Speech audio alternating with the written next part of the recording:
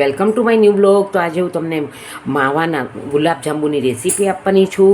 એની માટે મેં અહીંયા આગળ 1/4 કપ જેટલું માવો લઈ લીધો છે. એટલી જ મેં સાકર લીધું છે, એટલું જ મેં પાણી લીધું છે. હવે હું સૌ પ્રથમ અને આ મેંદાનો લોટ લીધો છે 1 ટેબલ સ્પૂન અને ચપટી જેટલો બેકિંગ સોડા લીધો છે. હવે મેં આ માવો આમાં લઈ લીધો છે. આ ઘરનો મેં માવો હોમમેડ છે. હવે આમાં જરૂર મુજબ હું આમાં મેંદો નાખીશ અને આ ચપટી બેકિંગ સોડા નાખીશ અને મેં અહીંયા ઘી ગરમ કરવા મૂકી દીધું છે.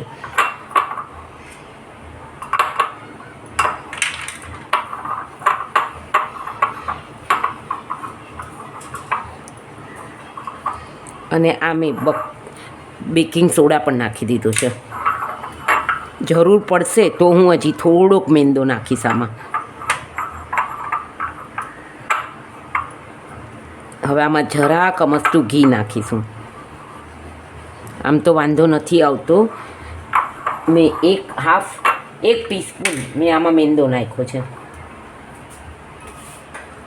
ને હવે આમાં 1 ટીસ્પૂન જેટલું મેં ઘી નાખી દીધું છે. મેં ઘી ગરમ કરવા મૂકી દીધું છે. હવે હું એને તળી નાખીશ.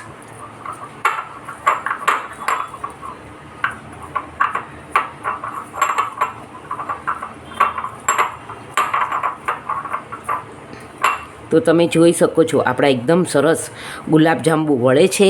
હવે નાના નાના કરી અને એને તળી. તો તમે જોઈ શકો છો મેં નાના નાના ગુલાબજાંબુ સર્વ કર્યા છે, જેથી તમે બુંદી સાથે પણ એને સર્વ કરી શકો છો. પહેલાં હું ગુલાબજાંબુને એકદમ મીડિયમ ગેસે તળી લઉં છું અને આજે એટલા બાકી છે. અને મેં ઘી ઓછું મૂક્યું હતું કારણ કે દાજ્યું ઓછું રહે એટલે માટે. અને પછી આપણે એની ચાસણી કરશું.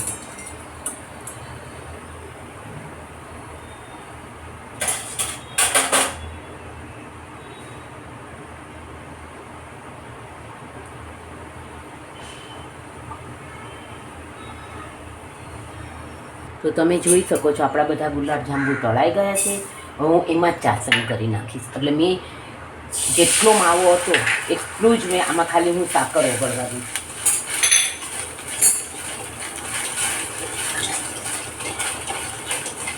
આમાં કોઈ ચારની ચાસણી ન કરવાની હોય.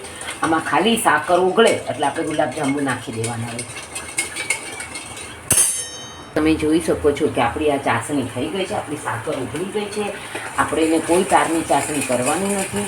મેં હવે ગેસ બંધ કરી દીધો છે અને હું બધા જ એમાં ગુલાબજાંબુ નાખી દઈશ અને એમાં થવા દઈશ એને.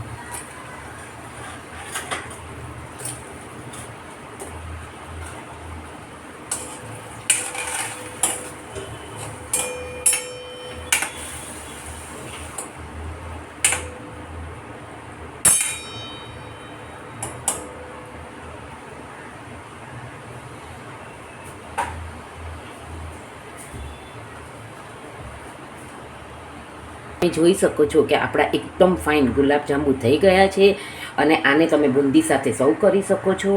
મેં નાની નાની સાઇઝમાં બનાવ્યા છે એટલે તમે આને જરૂરથી ઘરે ટ્રાય કરજો. તો thank you for watching my video. Like, share and subscribe. C you tomorrow.